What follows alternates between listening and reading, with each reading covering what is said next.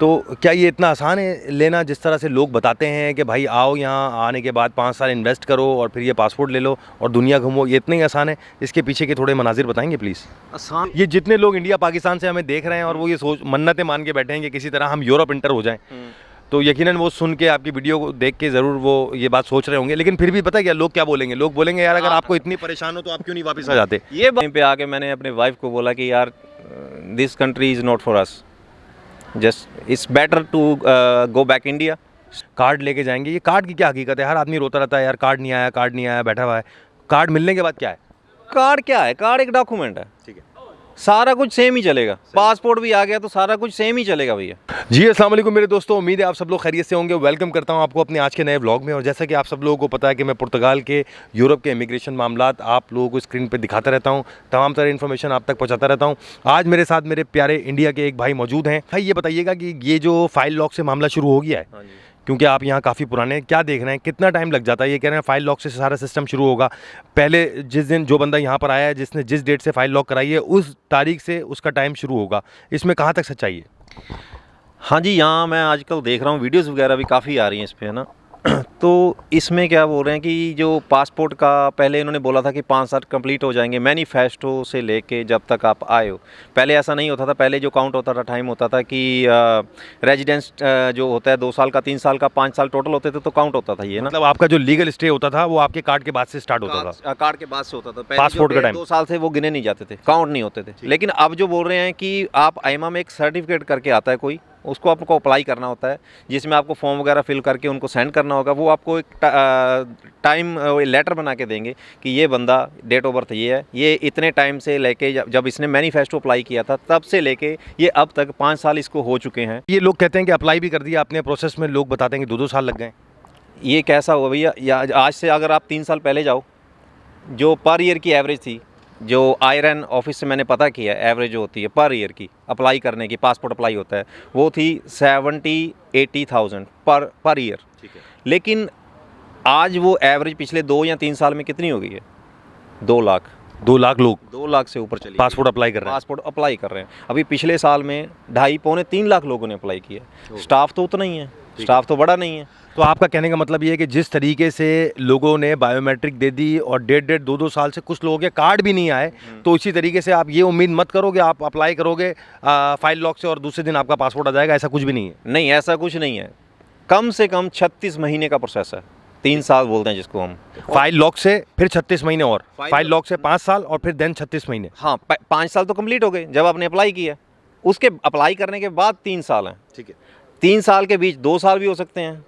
2 साल तो रख के चलो, क्योंकि मैंने 10-15 केसेस देख लिए हैं जिनके 2 साल बाद जाके अप्रूव हुआ है जो नेशनलिटी का प्रोसेस है। ठीक है। अच्छा, चूंकि आप यहाँ पे काफ़ी लोगों को जानते हैं, पुराने भी हैं इस एरिया में, मुझे आपसे ये सवाल करना था। लोगों को मैं ऐसे जानता हूँ जिन्होंने आर्टिकल 88-89 में फाइल लॉक कराई। जब उनकी बायोमेट्रिक आने लगी तो उनके घर में खुशखबरी आ गई, तो उस खुशखबरी के ऊपर उन्होंने वो अपनी बायोमेट्रिक मिस की जिस पे उन्होंने फाइल लॉक कराई हुई थी। वो गए, आप मेरी बात समझ रहे हैं, वो गए फिर आर्टिकल 122K के तहत उन्होंने फाइल लॉक अपनी मिस कर दी, फैमिली वाले पे चले गए वो। तो अब चूंकि उन्होंने अपनी फाइल लॉक पे कार्ड नहीं लिया, उन्होंने बच्चे के ऊपर कार्ड लिया है, तो उनका टाइम कहाँ से शुरू होगा?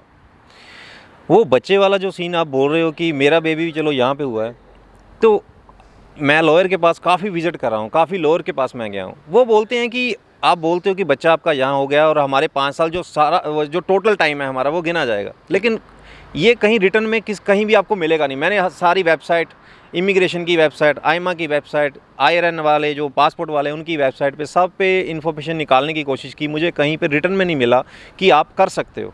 ठीक है। बट जो लोगों के बीच में जो misunderstanding, I don't know what, वो अप्लाई कर रहे हैं। वो बोलते हैं कि बच्चा यहाँ पे हो गया, 5 साल हो गए तो अप्लाई कर दो। अप्लाई कर रहे हैं, अप्लाई की प्रॉब्लम नहीं है, अप्लाई आप कर सकते हो। प्रॉब्लम है कि जब वो प्रोसेस करेंगे, एनालाइज करेंगे, आपको अप्रूव करेंगे या नहीं करेंगे, इसकी अभी तक कोई सच्चाई सामने नहीं आई है। ठीक है, मैं ये समझ गया। ये तो सारी लीगल चीज़ें थी। दूसरा मुझे ये बताइएगा कि आप अभी पासपोर्ट अभी मुझे दिखा रहे थे, तो क्या ये इतना आसान है लेना, जिस तरह से लोग बताते हैं कि भाई आओ यहाँ आने के बाद 5 साल इन्वेस्ट करो और फिर ये पासपोर्ट ले लो और दुनिया घूमो, ये इतना ही आसान है? इसके पीछे के थोड़े मनाजिर बताएंगे प्लीज़। आसान भैया कुछ भी नहीं होता। आसान सिर्फ एक चीज़ होती है, मंदिर में जाओ, गुरुद्वारे में जाओ, वहाँ जो प्रसाद मिलता है वो भी लाइन में लग के मिलता है, मेहनत वहाँ पे भी लगती है।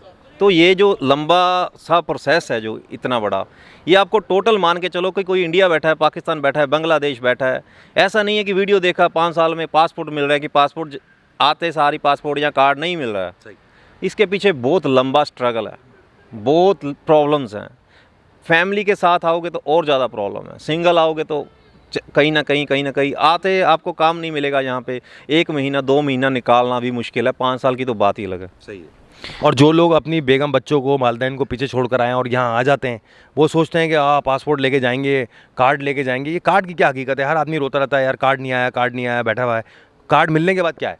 कार्ड क्या है? कार्ड एक डॉक्यूमेंट है, ठीक है। सारा कुछ सेम ही चलेगा। पासपोर्ट भी आ गया तो सारा कुछ सेम ही चलेगा भैया, कुछ नहीं चेंज होने वाला।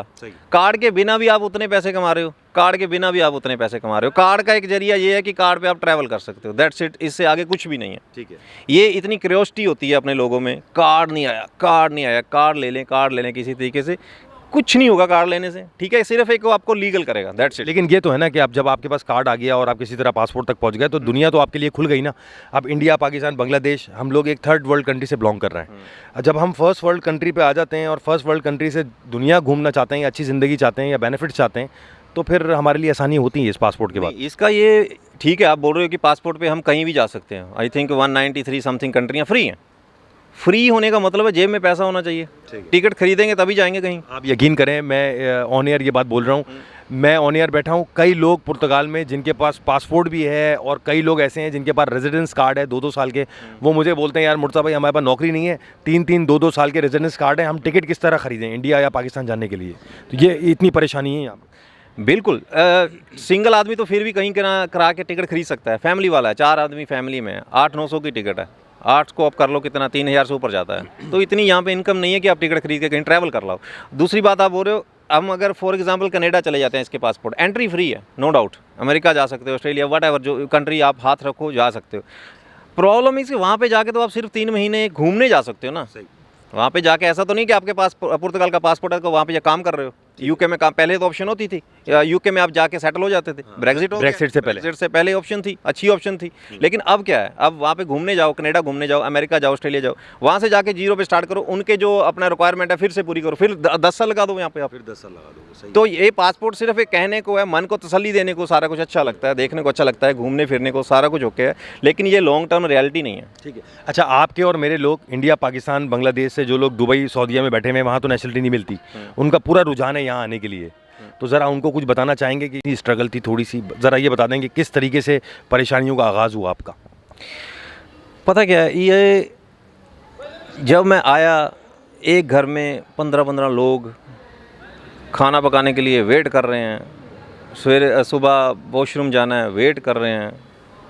अगर आप मैं एग्रीकल्चर में कहीं गया नहीं, लेकिन मैंने सुना है, मेरे फ्रेंड्स वगैरह जाके आए हैं, वो बताते हैं कि एक घर में 30-30, 40-40 जने, वो एक छोटे से 3 बेडरूम घर होता है, उसमें रहते हैं। सही। मैं ये नहीं बोल रहा कि वो गलत है या कुछ है, लेकिन एक मजबूरी है हम लोगों की, क्योंकि हम नए देश में आए हैं, हमको पहले आके तो पता नहीं चलेगा करना ही क्या है ना। तो मजबूरी की वजह से काम नहीं है, तो काम खेतों में मिला तो जाना पड़ेगा, अब रहना भी वहीं पड़ेगा, क्योंकि वो रहायश वगैरह फ्री देते हैं। लेकिन प्रॉब्लम्स बहुत ज़्यादा है, आके बहुत ज़्यादा स्ट्रगल है। ये मत सोचना कि घर से निकल के आप आसानी से सारा कुछ हो जाएगा, आसान कुछ भी नहीं है। एक बार तो मैं अपना एक्सपीरियंस बोल रहा हूँ खुद का, 6 महीने पहले 6 महीने मैंने मन बना लिया था कि मैं यहाँ से वापस चला जाऊँगा। लैंग्वेज आती नहीं है, इंग्लिश ये बोलना नहीं चाहते हैं, काम मुझे मिल नहीं रहा है, मिन्नतें कर रहा हूँ लोगों की, यार काम दिलवा दे, यार काम दिलवा दे, कहीं करवा दे। एक टाइम पे आके मैंने अपने वाइफ को बोला कि यार this country is not for us, just it's better to go back India, stay there, it's better. But फिर एक टाइम पे मुझे लगा नहीं यार, चलो सीखते हैं, कुछ करते हैं, कोई बात नहीं, दुनिया थोड़ा ख़त्म हो गई है। फिर मैंने स्ट्रगल शुरू किया, स्ट्रगल, अभी भी स्ट्रगल ही चल रहा है। सही। अभी भी ये हो सकता है कि मैं यहाँ पे पहुँच गया तो स्ट्रगल ख़त्म नहीं हुआ है, अभी चलता ही रहेगा, ये ज़िंदगी का स्ट्रगल है। अलग लेवल, अभी ये जो स्ट्रगल है वो अलग लेवल का है।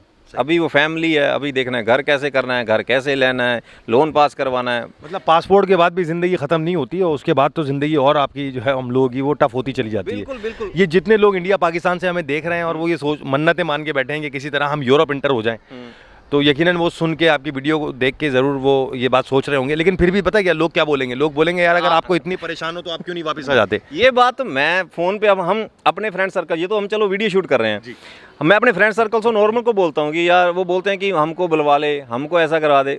मैं बताता हूँ कि यार नहीं, बहुत मुश्किल है, बहुत आप अच्छे हो वहाँ पे, 40,000 कमा रहे हो, 50 कमा रहे हो, 1 लाख कमा रहे हो, अपने घर पे बैठे हो यार, रेंट तो नहीं दे रहे आप, कोई बिल वगैरह तो नहीं भर रहे, बैठे हो ना आराम से।